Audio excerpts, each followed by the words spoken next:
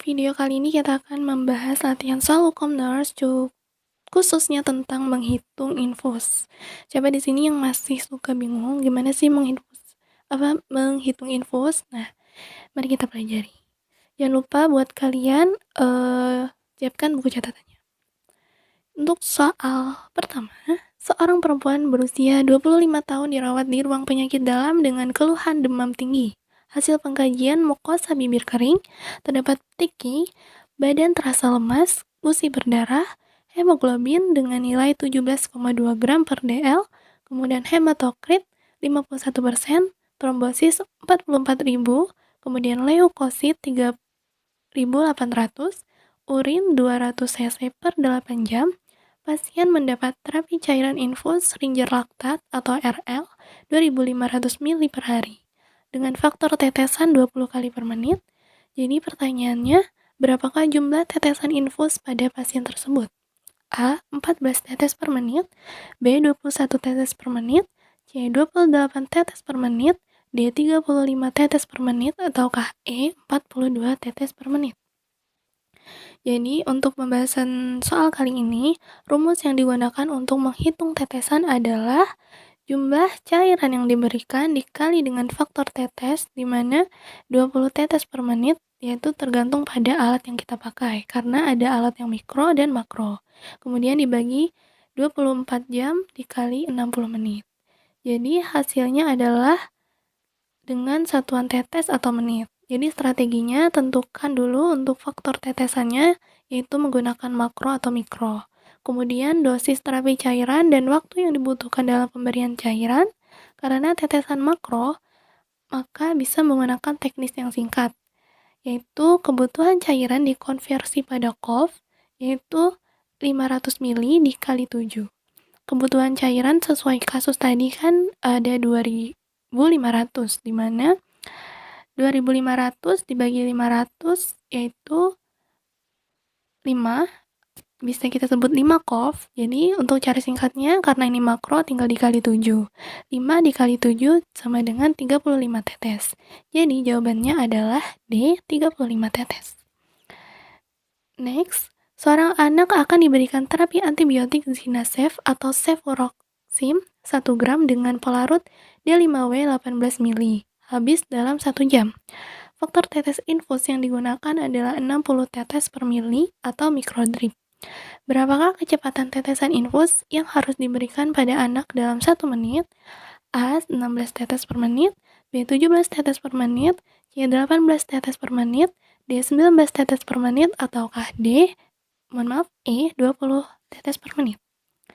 Untuk pembahasan soal ini, yaitu cara penentuan kecepatan infus, yang pertama kita harus menentukan kebutuhan cairan. Jadi untuk menentukan kebutuhan cairan, bila dalam 1 liter, ubah dulu ke mililiter. Jadi di kasus 1 liter, kita ubah ke mililiter, di mana 1 liter sama dengan 1000 mililiter. Kemudian di soal sudah dalam mili, yaitu 18 mililiter D5W yang telah mengandung Zinasef 1 gram.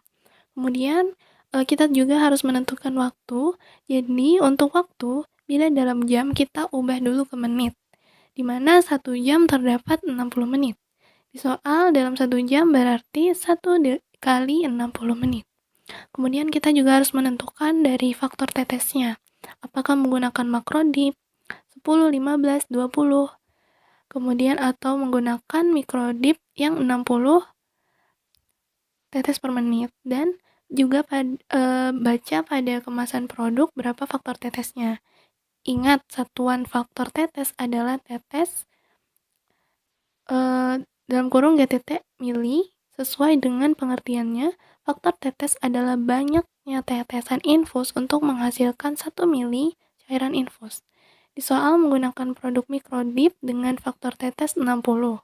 Jadi, jumlah kebutuhan cairan dikali faktor tetes dibagi waktu atau jam kali 60, di mana sama dengan 18 mili dikali 60 dibagi 1 jam dikali 60 sama dengan 18 tetes per menit.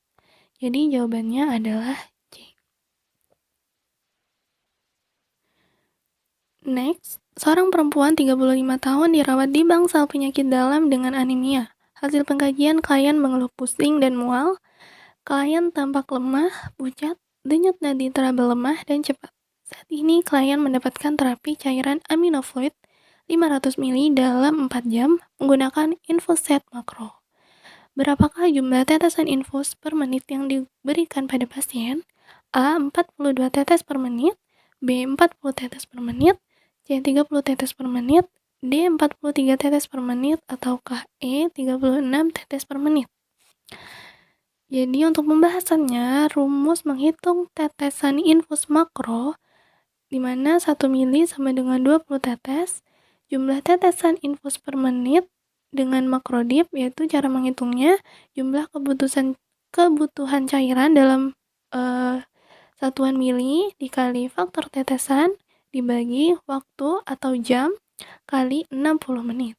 Jadi sesuai kasus, jumlah kebutuhan cairan dalam kadar milinya dikali 20 tetes per mili, kemudian dibagi waktu dalam kurung jam dikali 60 menit sama dengan di sini karena di kasus dibutuhkan waktu selama 3 jam, jadi cara menghitungnya jumlah kebutuhan cairan dalam kadar mili dikali 1 tetes per mili dibagi waktu per jam dikali 3 jam. Jadi sesuai pada kasus, jumlah kebutuhan cairan aminofluid yaitu 500 mili, kemudian diberikan dalam waktu 4 jam.